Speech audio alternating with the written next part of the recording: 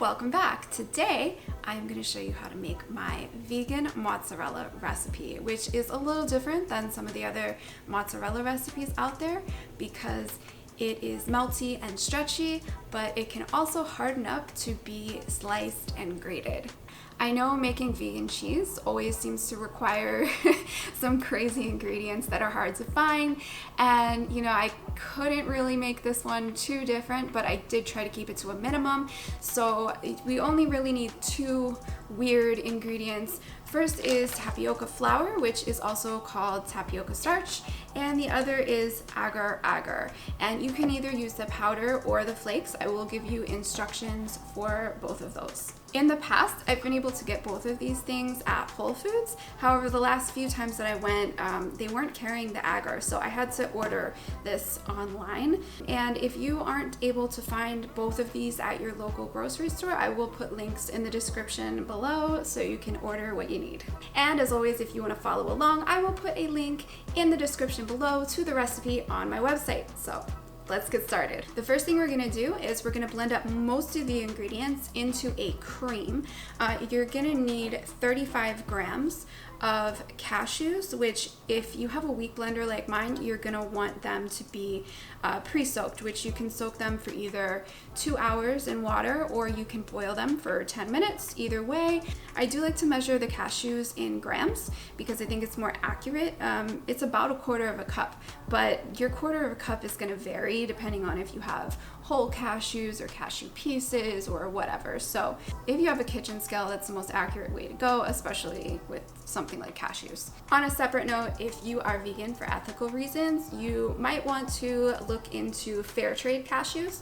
I won't go into the details in this video, but if you want to Google it, if you want to purchase fair trade cashews, this is a brand that I particularly like, and I will leave a link in the description below if you want to purchase these specific cashews. Also, we are going to need refined coconut oil. I really want to make sure you're using the refined stuff because this does not have any coconut flavor or smell.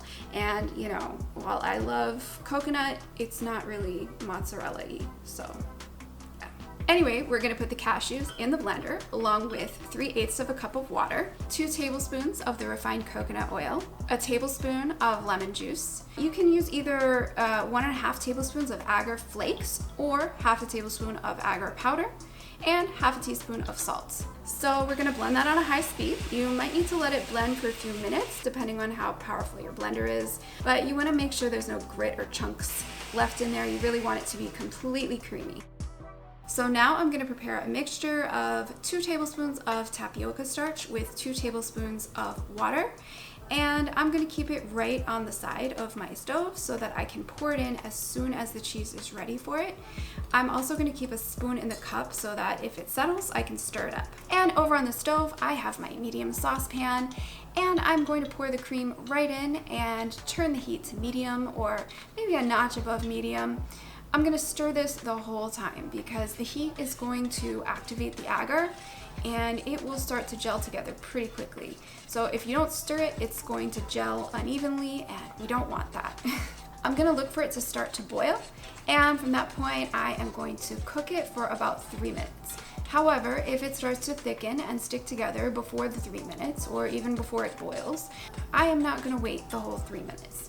So either when it starts becoming noticeably thicker or after the 3 minutes, I am going to pour my tapioca starch and water in and mix it quickly. The heat is going to start activating this tapioca starch to reorganize its molecules, which is what gives this cheese its stretch, but we really want to make sure that when that happens, it is completely mixed in with the cheese already. So what you're going to notice as you keep stirring is that the cheese is going to start sticking together and forming a ball and really looking like actual cheese. So when this happens, you just want to take it off the heat right away. So then I'll normally transfer the mozzarella into a nice small dish like this one. I like it because it gives it a nice round shape. So if I want to use this for mozzarella sticks, then in about 30 minutes or after it's cool enough to handle, then I will wrap it up in plastic wrap. and shape it into a more rectangular shape so that I can cut nice even slices for the mozzarella sticks. You can put it in the refrigerator for about an hour, and after that it'll be ready to slice. If you want to grate it, you will need to then move it from the refrigerator to the freezer. I prefer to freeze it overnight, but if you need it sooner, you should be able to grate it in about 4 hours. If you want to make multiple batches of this at the same time, I do recommend that you cook them separately because it will clump together in a ball, and the bigger the ball is, the longer it's going to take to cool. You could separate the mozzarella after you have cooked it, but I've noticed that sometimes the texture gets a little clumpy instead of smooth, so I don't recommend that. So what you can do is you can blend everything together that needs to be blended and then separate it out in half or however many batches you're making, and then just cook each of them separately and chill them separately. And that's it. Look, it's so stretchy. In the next videos, I'm going to be using this mozzarella to make vegan mozzarella sticks and baked ziti. So if you want those recipes, maybe hit subscribe, stick around for a while. Thanks so much for watching, and I'll see you in the next one.